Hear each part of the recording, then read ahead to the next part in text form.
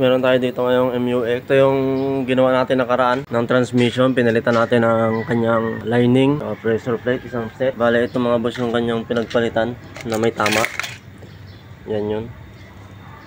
So ito naman, kaya ito binalik dito mga boss. Dito dahil back job. Dahil ang ginawa namin dito, ito, hinigpitan natin yung kanyang bearing. Nagigpit tayo sa bearing. Tapos yun, yung nagpalit tayo ng lining. Balik kasama sa gagawin natin to mga boss. Sasabay na natin tong kanyang rack end. Itong isa lang, kabila okay pa. Sa amin sa ating gagawin, papalitan natin yan. Tapos alignment. Alright.